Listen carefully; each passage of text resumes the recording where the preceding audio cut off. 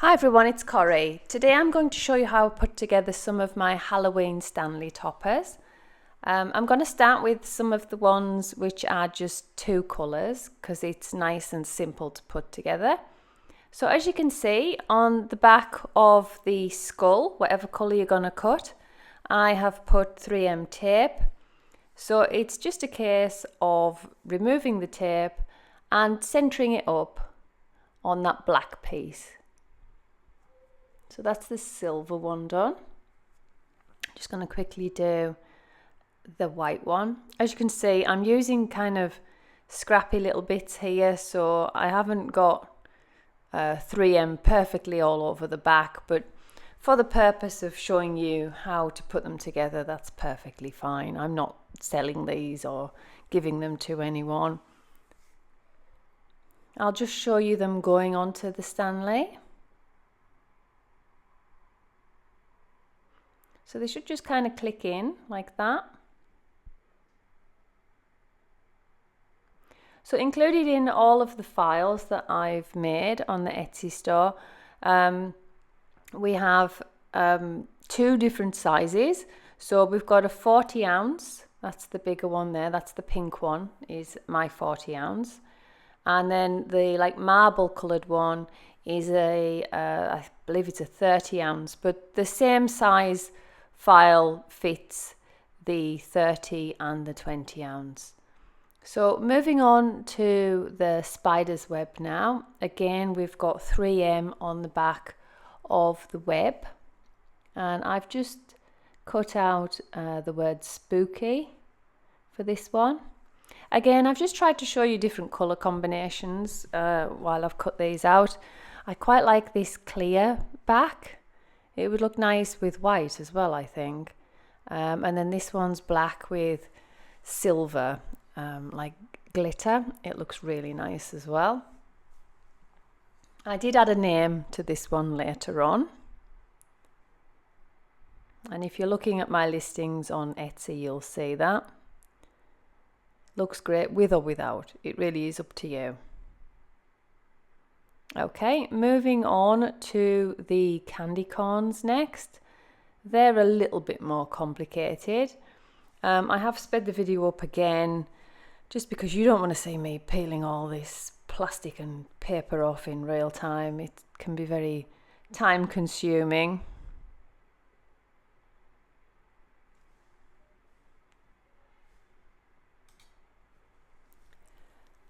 Okay, so basically I think the best plan with putting these ones together is to start with the bottom piece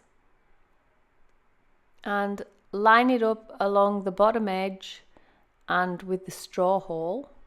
So make sure those edges are like flush at the sides there.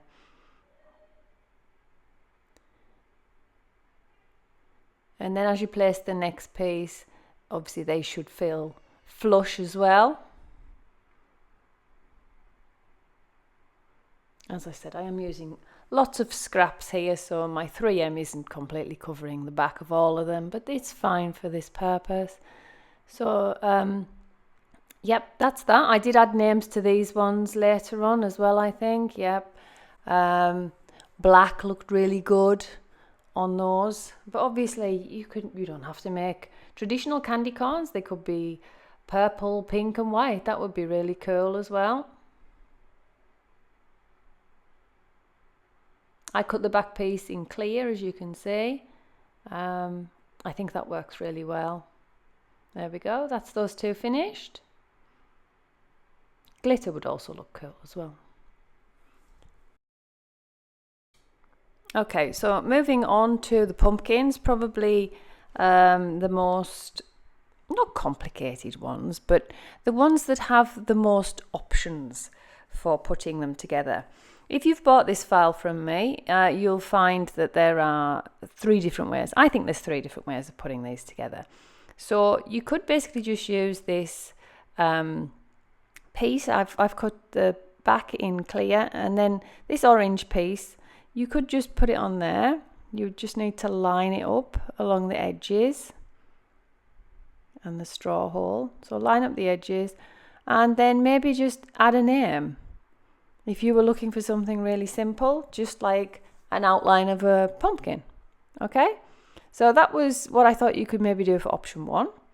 And then option 2 is to use this piece, which is like an outline, sit that on top.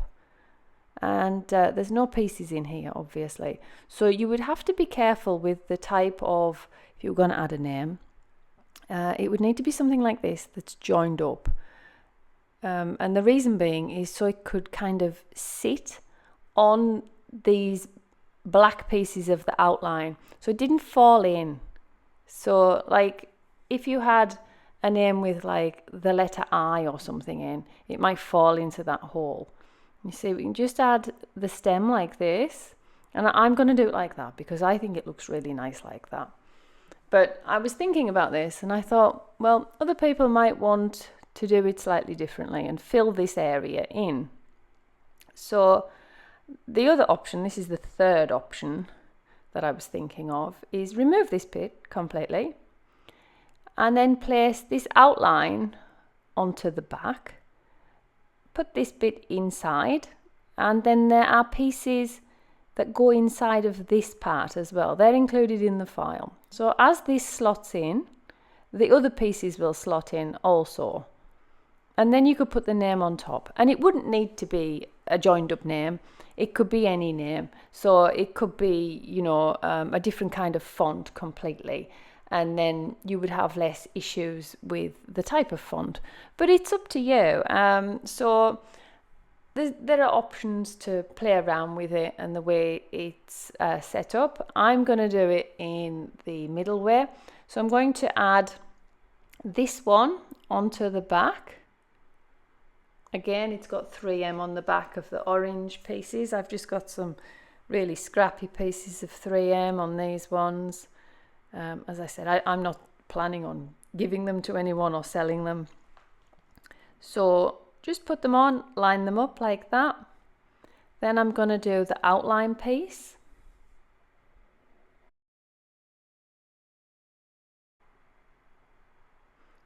Then I'm going to add the stem. And then I'm going to add that text, that name, and make sure it's across those black pieces. Okay, pretty much the same with the little one. I've used a gold glitter for this one. I think it's super cute.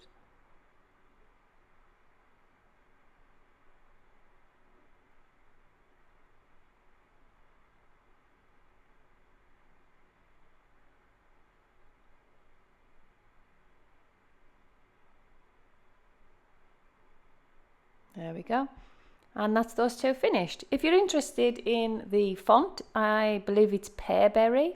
It's a lovely one. And that's the end of my mini tutorial for these. I hope you enjoyed the tutorial.